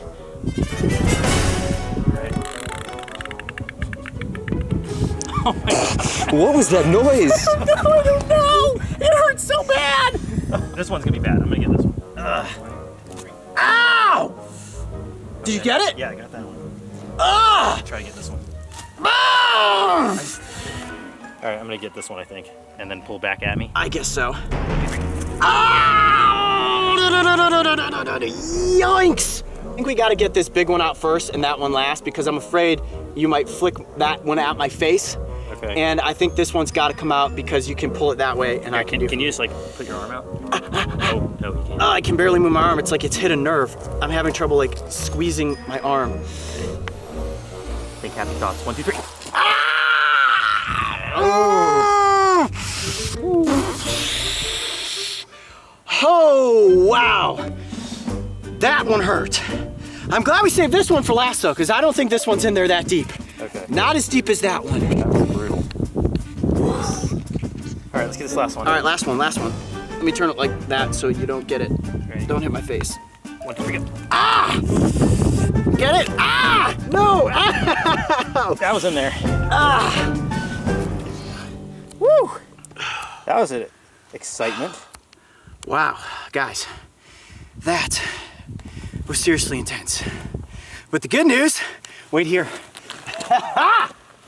Woo! Come here, buddy. You got it. I got it in the net there. That is a tarantula hawk. Woo! Careful, it might be. No, I know, we gotta be careful not to get stung. Didn't expect to make this. I mean, what are we gonna call this? A non-location? Yeah. Yeah, I guess this is a non-location. Us out here trying to catch a tarantula hawk, made the catch, but fell into a teddy bear cholla.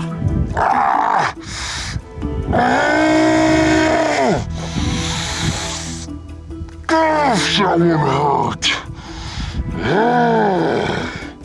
Well, here we are. I'm sitting in a chair with 2 weird cones on my legs and no shoes. You guys know what we're getting into today. People often ask, Coyote, where did the origin of your bite and sting climb begin? Truth be told, right here at this very harvester ant mound. Ah! That was one on my neck. Now, the harvester ant specifically has one of the most potent venoms in the entire insect kingdom. These little creatures inspired me to climb up Justin Schmidt's insect sting pain index. Ah! I climbed the index in my own way, but it began with this insect. You may also be noticing these weird contraptions on my legs. Those are called ant blockers and will help us keep the ants contained to my legs and my feet.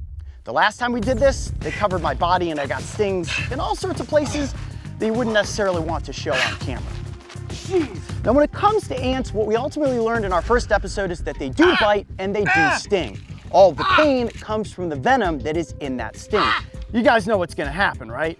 I'm gonna remove my feet off of this little stool and I'm gonna try to withstand 60 seconds worth of bites and stings to show you guys exactly why you want to avoid harvester ants if you ever come across them in the wild or even right in your own backyard. So if you guys are ready, it is time to revisit the origin of stings by standing in a mound of harvester ants. I don't want to step on anybody going in here. Okay, now when it comes to aggravating ants, I won't have to do much. All I'll need to do is stand around the opening, and the second one of them stings, they release a sting pheromone, which tells the rest of them it's time to attack.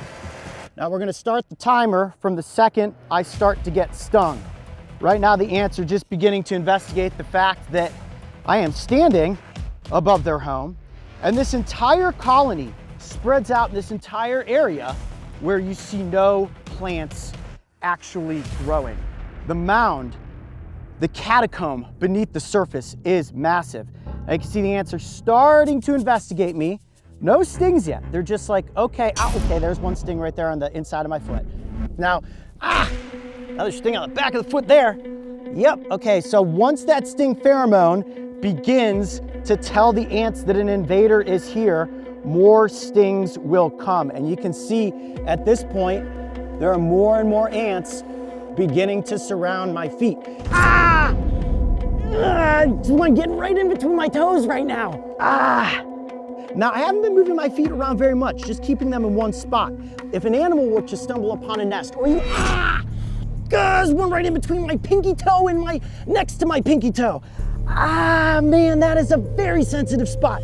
So they will tell each other, hey, we've got something out here that's not going away. Usually once an animal, like a skunk or a coyote, gets stung on its nose once or twice, they're like, okay, this is not a situation for me to mess with. But in this instance, I just keep enduring. Oh, geez, yeah, okay. Oh, it's getting worse and worse as they begin to swarm more and more so. But you can see they're not all over the tops of my feet. They're actually going under my feet, strangely enough. Wow, you guys just are making an encampment under my feet. Look at this. When I move my feet, boom, ants everywhere. Now, if my feet were horn lizards, which are notorious for coming in and feasting on these little insects, this is exactly what would happen. The ants would swarm out and try to take out that reptile. But fortunately for the horned lizard, their skin is so thick and rugged, the ants are not capable of stinging through it. So the horned lizard will just sit there, like you see with my feet, and lap up ant after ant after ant. This is getting rather unbearable at this point. And the stings don't come in as much of a wave as the fire ants do. And that's the big difference between the fire ants and the harvester ants. The fire ants are just like a tidal wave of stings. The harvester ants are a bit more calculated. They're exploring my feet, they're finding the soft spots, and then they're moving in to bite and inflict that sting. Oh man, it is so uncomfortable to have them in between my toes. Oh buddies, come on, you can make it a little bit longer. The first time I did this, it was such a shock to my body and my system. Running around, ants all over my body.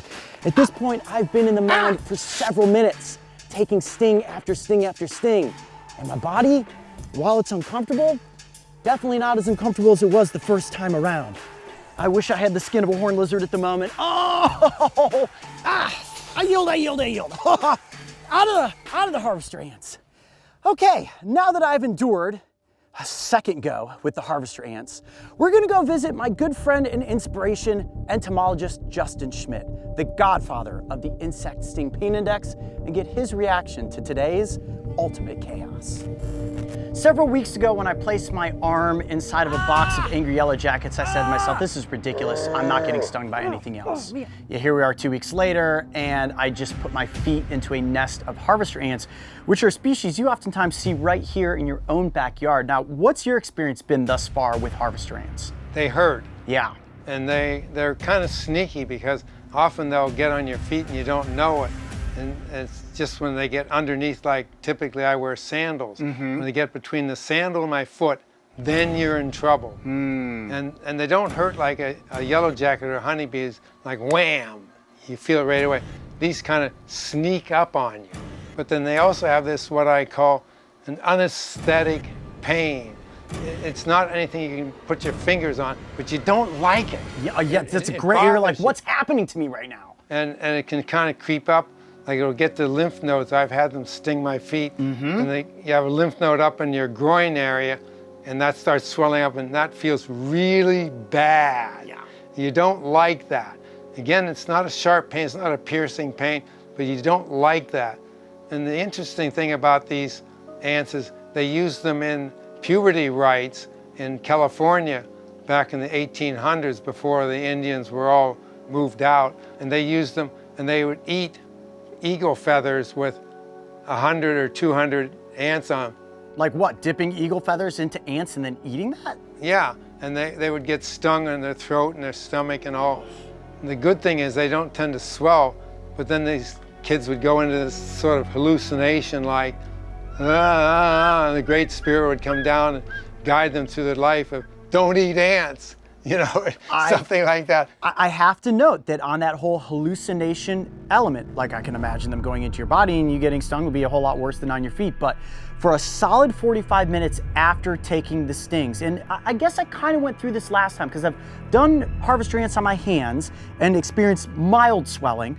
Same thing with my feet, but man, I felt like I was under the influence of alcohol or narcotic for a solid 45 minutes after I had taken all the stings. Like I was almost delirious at one point, and not so much in the pain, but just like my body being super out of it. Yeah. So that makes a lot of sense. Yeah, the Native Americans obviously felt the same way. They used the same kind of ants, Pagana myrmex californicus, which we have Maricopa. Maricopa's in Arizona, California is in California, but they're basically the same thing. And they obviously have the same effect because these poor kids would go out in the fall this time of year and they'd get all these ants that they were eating, and then they'd go out until the Great Spirit gave them a guidance for life, and then they were allowed to come back in and join the manhood. Well, when it comes to the Great Spirit giving me guidance in life, I don't know if it's guiding me in the direction of taking no more stings, but I will say at this point, I'm no longer experiencing pain, so it makes it a lot better than the yellow jacket box. And the good thing about harvester ants is that unlike fire ants, the stings don't swell up into unsightly white pustules. So when it comes to the harvester ant experience, far easier to maintain than fire ants. Justin, thank you so much for taking all this time to visit with us today. The inspiration that you've brought to myself and everybody else out there who loves insects and arachnids is staggering. We could not do this without you. And if you guys have not checked out Justin's book, I highly recommend it. It is a fascinating read, but do not follow the insect sting pain index like you've seen me doing. You don't want all of that pain that comes with the bites and stings. When it comes to the buzzing world of bees, I am no stranger to these fuzzy insects. I've worn a beard of them, but that went horribly wrong, and I was stung 60 times in the face, neck, and arms. Ouch. I've carefully borrowed a slab of honeycomb from a wild Africanized swarm to determine if killer bee honey is better than regular honey. And I even showed you how to properly take care of a bee sting in the event that you accidentally find yourself at the receiving end of one's barbed stinger. Today I am back in Tucson, Arizona, and I will once again be working alongside bee expert and honey master, Chris Brinton. Not only has Chris been a friend of mine for many years, but he has also helped us in the creation of every bee episode produced on the Brave Wilderness channel.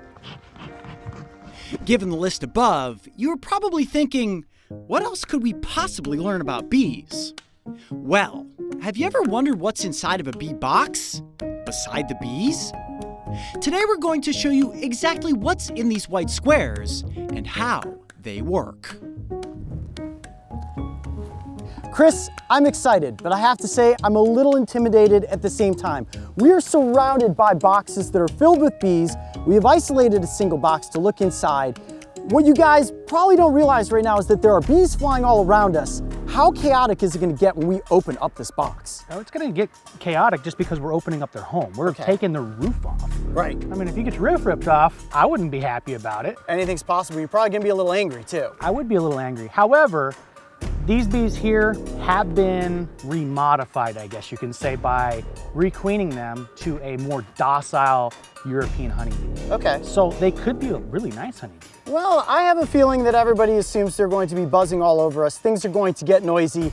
I'm ready to get inside. I've got a list of burning questions that I know the Coyote Pack wants answers to. So let's crack the top and get inside here. So, wow, okay.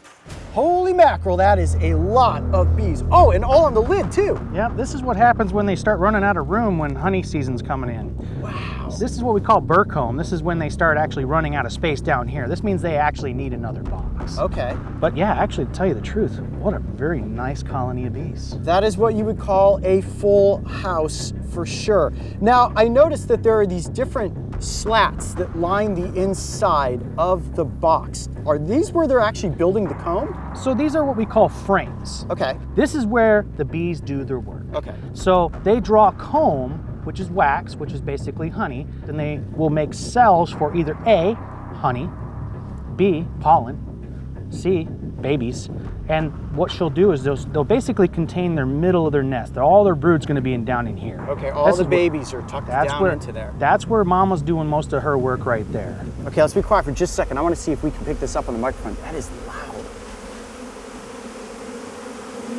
Bees are buzzing. So, if I've done my research correctly, inside is basically made up of 3 different bee types: drones, workers, and a single queen.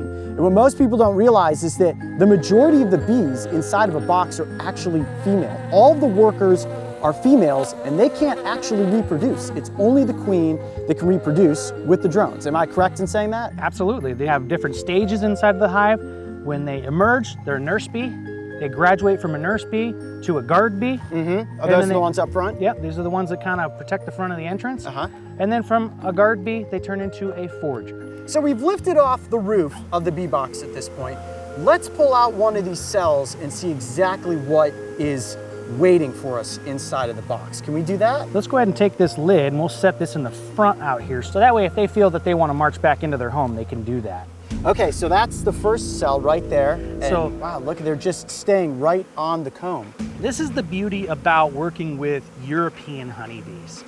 When we change these over from an Africanized nest, we turn it into this. This is workable. This is something that we can literally take to farmers' fields and pollinate crops with. And the best part about it is when you can move your hand and you can place your hands on them and they don't try to sting you, this makes beekeeping so enjoyable. Now, what would happen if I took off my glove and laid it on top of the bees like that? Do you think I'd get stung? I bet you wouldn't, as long as you don't really push on it. I think you should. Can I try that? Do it. I'm gonna try that. I'm gonna see just how docile these bees are by placing my hand gently down on top of them. And hopefully a sting doesn't happen. Just go ahead and lay your hand on them. Whoa, that's a crazy feeling. Isn't that weird? They're all vibrating. It's actually really warm. It is. Honeybees keep nests at 92 to 95 degrees. So, no stings. No stings. So can we find the queen? So if you look on the top, you'll see a lot of young nurse bees. Their nurse job is to take care of things that she just laid or hatching eggs. Can we take a look and see if we can find her? Let's see if we can find this queen. So what we'll do is we'll pull these frames back, and then what we'll do is we'll actually take this frame and we'll go straight up with it. Okay. Nice and leaving a lot of room. Oh, look at all those bees. So what we're gonna do is the first thing I do is I always look right where I pull it up and I look for her, okay? Yep. And then I'll flip that over and I'll look on the back side here. And you're gonna look for a bee that is twice the size of a standard worker bee. So let me ask this question real quick, since this is so cool to be able to see this. These cells, what's inside of here? Honey, or are those larvae that are behind each one of these caps? This is all larvae. These are all eggs that have turned into young baby bees, and you can see like that just emerged right there. Yeah. That right there is what these little tiny fuzzy bees are. She just hatched out of her cell. Baby bees, very Baby cute. bees. Okay, so no queen on that frame. How many bees would you guess are inside of this box? You know, it's a really hard guess. I mean, a lot of times people over speculate, but I'm gonna say it's probably around 25,000. Wow, 25,000 bees possibly inside of this colony. Okay, so now we've got another frame up here, and you can see this one is full of food here too, because this is all pollen. Being the fact that we're not seeing any eggs, we're not really close to where she's at. Oh, okay, so more eggs. These are cells that have hatched out, so less actual active eggs versus more babies that are emerging. See how there's all capped over? Oh, yeah. So this right here, when you move these bees out of the way, and you can just touch them because they're social insects, so you don't have to worry about them trying to sting you. They like to be touched because they touch each other all day. Yeah. But you can see all that. That's all brood that's going to emerge. Wow. And that's all brand new babies that are going to fill this box even more if we don't give them more space. Crazy. So we come to the other side, and we're still looking because we still don't see any eggs.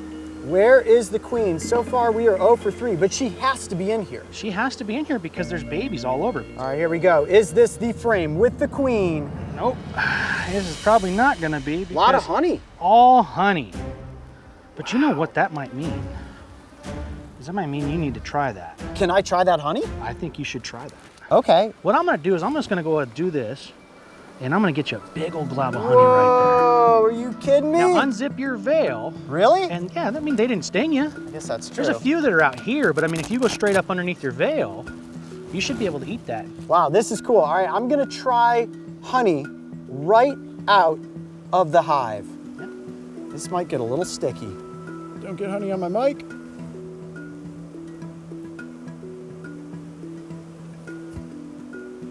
Wow. Holy delicious. Isn't that amazing? That is unbelievable. Let's go ahead This and might be get better than the killer bee honey that I had that one time. Whoa. It's like almost making my eyes water. It's so sweet. Wow. That is incredibly rich with flavor. That is unlike any honey I have ever tasted before. You want to talk about an energy rush? That's it right there. Woo! Ultimate energy rush. Man, that is good. You get a little bit of wax in there, into your teeth, chew it up. As natural as you can get it right there. That was cool. Wow, thank you, Chris. I did not expect to be eating some honey literally right out of the hive today. Okay, well, we're still looking for the queen. We gotta go back in here and go to the other side. We're going backwards now. And remember, we are looking for a bee that is twice the size of the other bees, so she should stand out pretty obviously. Ooh, Chris, is that her? That's her right there. Wow. Let's go ahead and grab her. Okay, that is the queen. Look how short those little wings are. Now here's the ultimate question. Can a queen sting? She can sting other queens. Okay, so she wouldn't be able to sting me. Not that I want to get stung by her, but she is capable of stinging other queens. Now, is that for the defense of the colony? That is for her taking over the colony, or let's just say she's a virgin, she hatches out first, and there's other ones that could possibly take the nest over. She's gonna go ahead and get rid of that competition. She's gonna be. I see. The queen is a big bee. Well, it took a little bit of effort, but we finally found the queen. And now we know the answer. Yes, the queen can sting, but she can only sting other queens. All right, Chris, well, I feel very honored to be in the presence of the queen. You get to meet the queen. Wow, and there she goes, disappeared right back down into the hive. Well, I'd say we learned quite a bit today. Exactly what's inside of a bee box. I got to try honey straight out of the hive and even got to meet the queen. That was fantastic. Chris, thank you so much for this education in bee boxes. Welcome, Coyote. The hive structure of honeybees is a highly functional world that at a first glance seems simple. But what you don't realize is that honeybees are an intricate part of our planet. Every year, millions upon millions of bees are required for the pollination of plants, many of which become the foods that we are so accustomed to enjoying. I encourage you to do a little more research on your own. Bees are fascinating, and who knows, maybe one day you will become your very own backyard honey farmer. When I was a kid, nothing was more terrifying than a scorpion. Armed with menacing pincers, capable of skittering up walls, and topped off with a venomous stinger, these 8-legged arachnids were textbook examples of a living nightmare. I've seen things you won't believe. As an adult, I forced myself to face the fear of scorpions by being intentionally stung by one in 2014. Then in 2017, for some crazy reason, I decided to do it again with 2 scorpions. Wowza. Why in the world would anyone want to be stung by scorpions? The only justifiable answer is that I love to entertain and educate the Coyote pack. Man, my finger's burning. You okay? Yeah. Tonight we are back in Arizona, the scorpion capital of the Southwest. And I'm carefully rummaging around in the debris that surrounds an abandoned gold mine. This is the perfect setting to find a variety of invertebrate nightmares, but when it comes to finding scorpions, nothing is more helpful than the right flashlight. So, a normal flashlight is perfect for seeing things like Gila monsters, snakes, and tarantulas. But when it comes to finding scorpions, the best tool that you can use is a black light. That coloration will cause these arachnids to luminesce, and all of this wood is the perfect spot for us to search for that creepy crawly. Flipping over all these old crates is it's gonna be quite the challenge. Let's see what we can find. Aside from using the right light, the only thing you need is a little patience, and then before you know it, a scorpion will magically appear. Oh, right there, look at that. Giant desert hairy scorpion right on the edge of that pipe. See how they glow? Luminescent, that is perfect. You just turn a corner like that, and probably the last thing most people want to see is a giant desert hairy scorpion, but that is exactly what we were looking for. Hunkered down in ambush mode. Oh, now it's on the move. This is not a species that has a super toxic sting. It's about equivalent to a honeybee. And I can pick this up with my fingers, but I want to get it right where the telson meets that first knuckle of the tail. It is a delicate little balance. And oop, you stop right there. And I don't want to get stung in the process. Let's see. Stay. Stay. I'm always getting into strike mode. Okay. Oh, it's so nerve-wracking to pick up one of these arachnids, even though I know that it's not a super potent sting. Okay, I'm gonna actually just use these little pieces of plant to pin it down slightly. Keep that like that. And sometimes you just have to commit. Got it. Ah! So the pinchers won't do you much harm. It's really just that stinger that you have to watch out for. But it's such a cool thing, the way that they luminesce. Check that out. Just glowing bright yellowish green. And that's why I said using this light to identify these scorpions is so obvious. The second you see a scorpion glowing like that, you know exactly what it is. But when it's just out there on the ground like this, it's completely camouflaged. And with a normal flashlight, you would barely even be able to tell that that creature was there. So cool. The body's actually very, very rigid. You may think that the scorpion is squishy, but this exoskeleton is very, very hard. So by holding it at this spot right here where the tail meets the telson is where all the venom is kept that then runs into the stinger. It is causing this animal no discomfort in any way whatsoever. In fact, you'd have to really stomp down on something like this with a boot to even stand a chance at crushing it. Very, very durable animal. These scorpions are feasting on a variety of small insects, other arachnids. They have these front pinchers, which they use to grab onto their prey, and then they will swing that stinger forward and inflict a sting, inject that venom, and that's how they neutralize their prey. And they do get bigger than this, and a larger giant desert hairy will even take things like small rodents. Now, there are 3 very distinct scorpion species that are here in the Southwest. The giant desert hairy, which is the largest, the striped-tailed scorpion, which is rather small, and then the bark scorpion. The bark scorpion is the most potent, and a sting from that scorpion will, without question, put you in the hospital. On a scale of 1 to 5, when it comes to potency of this potentially dangerous desert dweller, I would only rank the giant desert hairy as a 2. While it is a painful sting, it is not something that's going to kill you. The bark scorpion, on the other hand, would rank as a 5. It is one of the most painful and most dangerous stings that's out here in the Southwest. What a cool creature. All right, let's set this scorpion back down into the sand. Let's light it up and let it go. Here we go, ready? 1, 2, 3. Later, buddy. For the most part, these arachnids want to be left alone. And unless you try to interact with them, it's unlikely that you will ever feel the wrath of their sting. Personally, scorpions will always give me the willies. And while I dread the idea of one hiding in my bed sheets, they do work as an excellent ecosystem balancer, doing their best to catch, sting, and eat a wide variety of pest insects. Scorpions. You don't want to live with them, but you have to admit, they are pretty cool creatures. And to celebrate their glowing magnificence, we felt this episode deserved a 1-minute Scorpion Nightclub remix video called Scorpion City.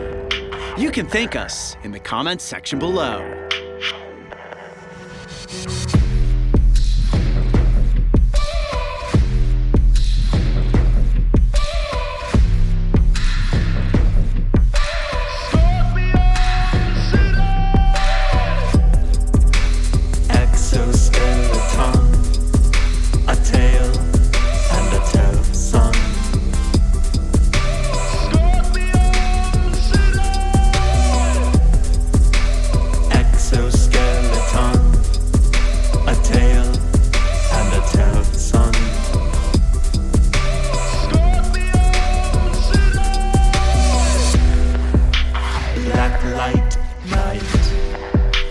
Black light, night life. Don't get stung.